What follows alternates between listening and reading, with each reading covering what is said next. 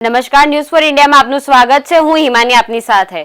તો રાજ્યમાં આગની ઘટનાઓ સતત બની રહી છે, ત્યારે સુરતમાં આગની મોટી ઘટના સામે આવી છે। સરથાણા વિસ્તારમાં આવેલા સીમાડા નાકા પાસે આવેલા વાલમનગર સોસાયટીમાં આગની ઘટના બની હતી।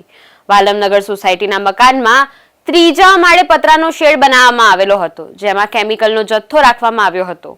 ગોડાઉન તરીકે ઉપયોગ થતો હોવાથી કેમિકલમાં આગ લાગી ગઈ હતી, જેમાં એક વ્યક્તિનું મોત નીપજ્યું હતું, સાથે જ 5 થી વધારે લોકો દાઝી પણ ગયા હતા। તો શું છે સમગ્ર ઘટના તે જોઈએ।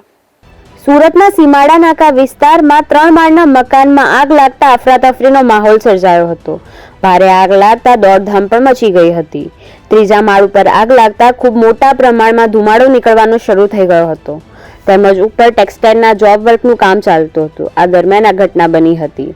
અંદર કામ કરતા 5 લોકો દાઝી ગયા હતા, તેમજ એક વ્યક્તિનું કરુણ મોત થયાનું પણ સામે આવ્યું છે।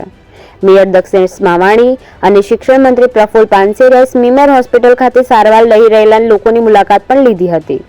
સુરતના સીમાડા ખાતે આવેલા વાલમનગરમાં એક મકાનમાં ત્રીજા માળે પતરાના રૂમમાં પટ્ટા ડાયમંડ લગાવવાનું કામકાજ ચાલી રહ્યું હતું।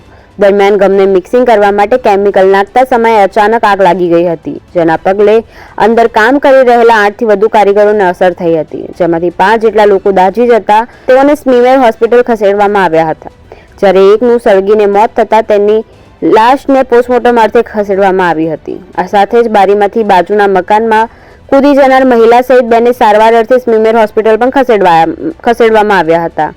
મળતી માહિતી મુજબ ગ્રાઉન્ડ પ્લસ 3 માળના મકાનમાં ઘટના બની હતી। ત્રીજા માળ ઉપર ડ્રેસ અને સાડી ઉપર ટિક્કી ચોંટાડવાનું કામ કરવામાં આવતું હતું, જેમાં કેમિકલનો પણ ઉપયોગ થતો હતો। આ ટિક્કી ચોંટાડવા માટે જે કેમિકલનો ઉપયોગ થાય છે તે ખૂબ જ જ્વલનશીલ હોવાને કારણે આ ઘટના બની હોવાનું અત્યારે જાણવા મળી રહ્યું છે।